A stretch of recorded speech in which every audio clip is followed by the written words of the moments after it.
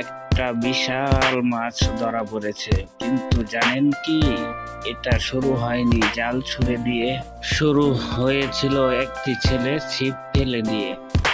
তার ঠিক আগে তারা আকাশে উড়ালো একটি বেলুন, যেটা সুতো দিয়ে বাঁধা ছিল। এরও আগে তারা একসাথে ঝাঁপ দিল গভীর সমুদ্রে।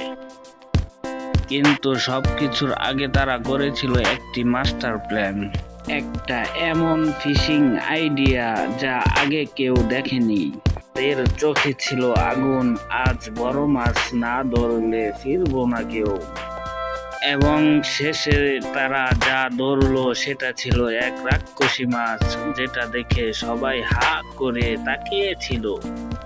এই মাছটি ধরার জন্য লাখ লাখ টাকা খরচ করেছিল, এবং যেই উদ্দেশ্যে খরচ করেছিল সেই উদ্দেশ্য পুরা হয়েছিল। তারা একটা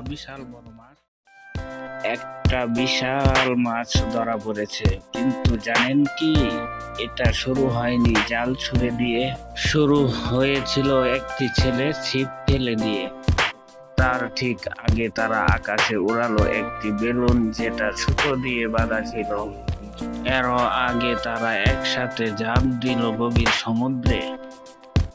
কিন্তু সবকিছুর আগে তারা করেছিল একটি মাস্টার প্ল্যান, একটা এমন ফিশিং আইডিয়া যা আগে কেউ দেখেনি। এর চোখে ছিল আগুন, আজ বড় মাছ না ধরলে ফিরবো না কেউ। এবং শেষে তারা যা ধরলো সেটা ছিল এক রাক্ষসী মাছ, যেটা দেখে সবাই হা করে তাকিয়েছিল।